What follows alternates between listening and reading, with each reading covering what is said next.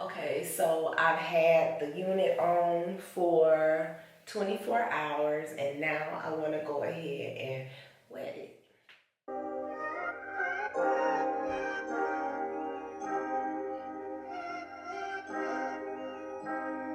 Okay, so I am trying to drench this hair as much as possible, and I tried to run the footage for as long as I could so you guys can see exactly how wet it is, and it's not coming up.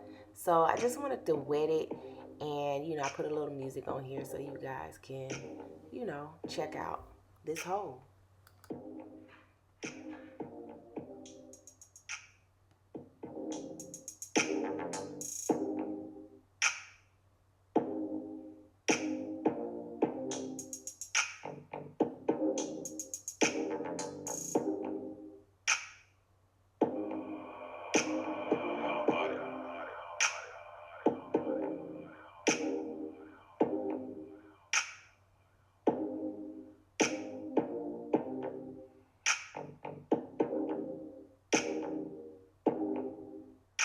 So I just got out the shower and I'm about to blow dry it, and then we'll take another look at it.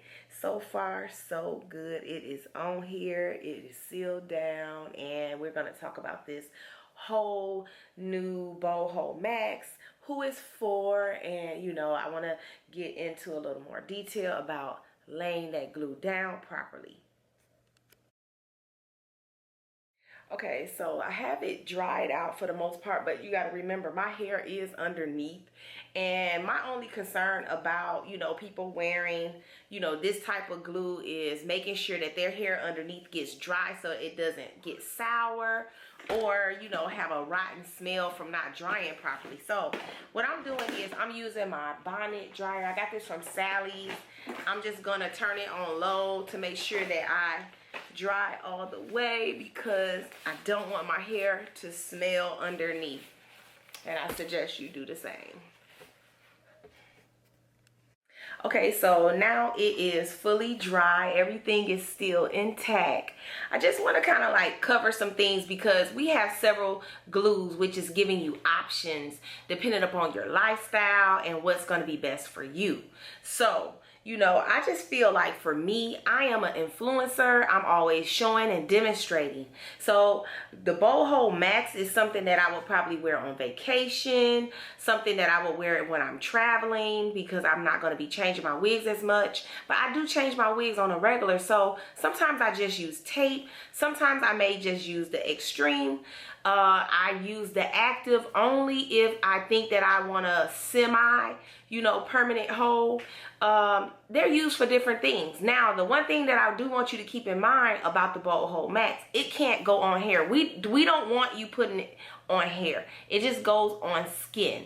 Okay, so we do want you to keep that in mind. It has as you can see through, what we didn't put it through. I've had it on for 2 days, and that is a lot for me.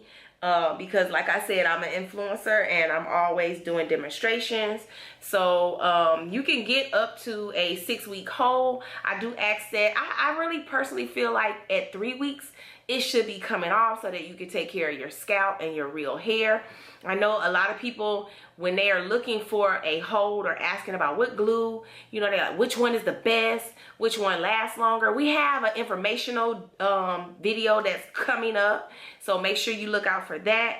I hope you guys enjoyed this video. I didn't style it or anything because, like I said, I'm an influencer and I have to change my wig a lot. But I did want to be the first person to demonstrate and explain my product. So I appreciate you guys for watching. Make sure. Okay, so what I'm going to do is I'm going to be removing it with the Boho remover. I know you guys probably see people, removing with alcohol. I know you see people removing with shampoo. We ask that you use the remover because I really like for it to slide. You have to understand the condition of the hair when it's wet. When it's wet, it's at its most vulnerable stage where it can be pulled or ripped out easily. So I'd rather use our lace remover, which is citrus based, and it will remove it and make it slide out. Okay, so I'm gonna go ahead and show you the removal process.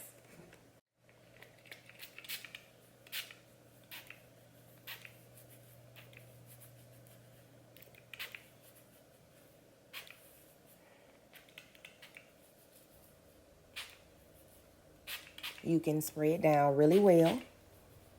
Allow it to sit about 6 to 10 minutes.